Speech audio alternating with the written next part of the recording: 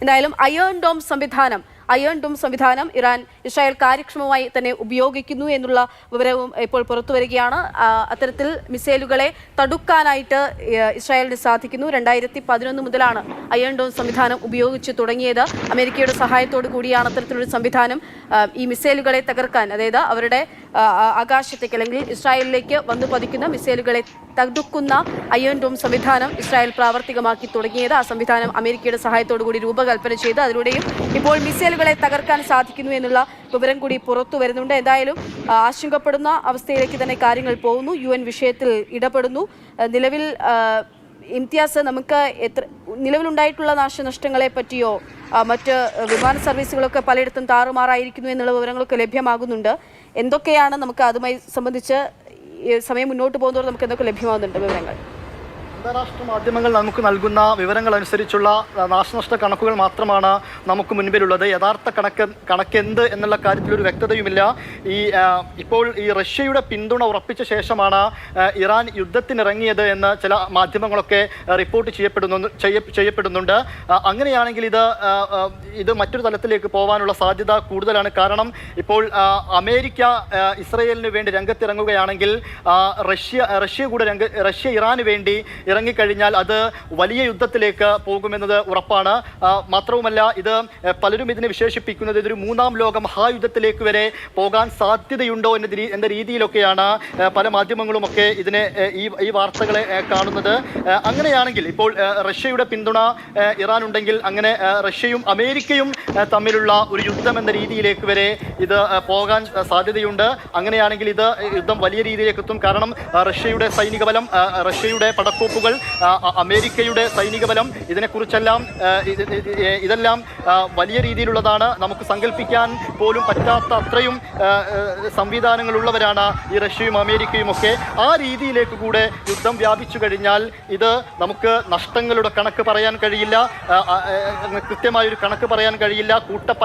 പലായനങ്ങളടക്കമുള്ള കാര്യങ്ങളിലേക്ക് ഇത് കൊണ്ടു ചെന്നെത്തിക്കുമെന്നുള്ളതാണ് വസ്തുത. അക്ഷയ, പലായനങ്ങളും ജീവൻ നഷ്ടപ്പെടുന്ന മനുഷ്യന്മാരും ജീവനും ജീവിതവും ഒക്കെ പൂർണ്ണമായി നഷ്ടപ്പെടുന്ന ആളുകളും അങ്ങനെയൊക്കെ തന്നെയാണ് യുദ്ധത്തിൻ്റെയൊക്കെ അനന്തരഫലങ്ങൾ ഉണ്ടാകിക്കൊണ്ടിരിക്കുന്നത്. നിലവിൽ തന്നെ ലെബനനിൽ നിന്ന് ആളുകൾ പലയിടങ്ങളിലായിട്ട് പലായനം ചെയ്യുന്നത് നമ്മൾ കണ്ടുകൊണ്ടിരിക്കുകയാണ്. അതിനിടയിലാണ് ഇപ്പോൾ ഇത്തരത്തിൽ തിരിച്ചടി ഇറാൻ്റെ ഭാഗത്ത് നിന്ന് ഉണ്ടാകുന്നത്. ഇസ്രായേലിന് നേരെ തിരിച്ചടിക്കുമെന്നുള്ള പ്രഖ്യാപനം, വെല്ലുവിളി ഇസ്രായേൽ നടത്തുകയാണ്. അമേരിക്കയുടെ സഹായം ഉണ്ടാകുമെന്നുള്ളതും ഏകദേശം ഉറപ്പുള്ള കാര്യമാണ്. സഹായം നൽകൂ എന്നൊക്കെ പല മാധ്യമങ്ങളും ജോ ബൈഡനും കമലാ ഹാരിസും വൈറ്റ് ഹൗസ് നിർദ്ദേശം നൽകിയതായിട്ട് ചില മാധ്യമങ്ങൾ റിപ്പോർട്ട് ചെയ്യപ്പെടുന്നുണ്ട്. UN വിഷയത്തെ അപലപിക്കുകയും ചെയ്തിരിക്കുന്നു. റജിൽ രാജുണ്ട്. റജിൽ, എന്ത് സംഭവിച്ചുകൊണ്ടിരിക്കുന്നു നിലവിൽ? എന്തെങ്കിലും ഒരു തരത്തിൽ ശാന്തത, സമാധാനം കൈവന്നിട്ടുണ്ടോ? 400ഓളം മിസൈലുകൾ എന്ന രീതിയിലേക്ക് കണക്കുകൾ മാറിയിട്ടുണ്ട്. പക്ഷേ താൽക്കാലികമായെങ്കിലും ആക്രമണം അവസാനിപ്പിച്ചതായുള്ള ചില റിപ്പോർട്ടുകളും അന്താരാഷ്ട്ര മാധ്യമങ്ങളിൽ കാണുന്നുണ്ട്. എന്തായാലും ഇത് താൽക്കാലികമായി അവസാനിച്ചാൽ പോലും ഈ സംഘർഷത്തിൽ ഇറാൻ ഇസ്രയേൽ എന്ന രീതിയിലേക്ക് പോലും അവിടെ നിൽക്കണമെന്നില്ല. നേരത്തെ ഇംതിയാസ് സൂചിപ്പിച്ചതുപോലെ തന്നെ റഷ്യ ഇക്കാര്യത്തിൽ ഇടപെടുന്നുണ്ട് എന്ന് അമേരിക്ക കരുതുന്നുണ്ട്. അതുകൊണ്ട് തന്നെയാണ് വളരെ പെട്ടെന്നുള്ള ചില നിലപാടുകളിലേക്കും യോഗങ്ങളിലേക്കും അമേരിക്ക പോയിട്ടുള്ളത്. പ്രത്യേകിച്ച് വളരെ കൃത്യമായി ആസൂത്രണം ചെയ്യപ്പെട്ട ഒരു ആക്രമണം എന്ന രീതിയിലാണ് ഈ ആക്രമണത്തെ അമേരിക്ക കാണുന്നത്. പ്രത്യേകിച്ച് റഷ്യ ഒരു പിന്തുണ ഇറാന് നൽകുന്നുണ്ട് എന്ന സംശയം കൂടി അമേരിക്കയ്ക്കുണ്ട്. ഏതെങ്കിലും രീതിയിൽ റഷ്യ പരസ്യമായി പിന്തുണച്ചാൽ, ഈ ഇറാനെ പിന്തുണയ്ക്കുകയാണെങ്കിൽ എന്തായാലും ഇസ്രായേലിന് പിന്നിൽ അമേരിക്കയും അണിനിരന്ന് ഒരു സാഹചര്യം മുഴുവൻ മാറ്റിമറിക്കുന്ന രീതിയിലേക്ക് കാര്യങ്ങൾ പോകാനുള്ള ഒരു സാധ്യതയുമുണ്ട്. എന്തായാലും ആ രീതിയിലേക്ക് പോകാതെ തന്നെ ഇത് അവസാനിക്കുകയാണെങ്കിൽ അത്രയ്ക്ക് നല്ലത് എന്ന് മാത്രമേ നമുക്ക് എന്തായാലും ആശ്വസിക്കാൻ കഴിയുകയുള്ളൂ. പക്ഷേ എന്തായാലും ഇന്ന് നടത്തിയിട്ടുള്ള ആക്രമണം തീർത്തും അപ്രതീക്ഷിതമായിരുന്നു. വലിയ പ്രത്യാഘാതങ്ങൾ ഉണ്ടാക്കുന്നതാണ് എന്ന കാര്യത്തിലും സംശയമില്ല. കാരണം 400ഓളം മിസൈലുകൾ ഒരേ സമയത്ത് തൊടുത്തുവിടുക, അതിൽ അയൺ ഡോം സംവിധാനം നേരത്തെ ഇസ്രായേൽ വലിയ വീമ്പ് പറച്ചിലായി തന്നെ പറഞ്ഞിരുന്നത് ഹമാസും ഹിസ്ബുള്ളയും ഒരുമിച്ച് നിന്നാൽ പോലും അയൺ ഡോം സംവിധാനത്തെ വെല്ലുവിളിക്കാൻ കഴിയില്ല എന്നതൊക്കെയായിരുന്നു. പക്ഷേ അതെല്ലാം തരിപ്പണമാകുന്ന രീതിയിലേക്ക് 400ഓളം മിസൈലുകൾ ഇസ്രായേലിൻ്റെ വിവിധ ഭാഗങ്ങളിലായി പതിച്ചിട്ടുണ്ടെങ്കിൽ അത് ഇസ്രായേലിന് സംഭവിച്ചിട്ടുള്ള വലിയ വീഴ്ച തന്നെയാണ്.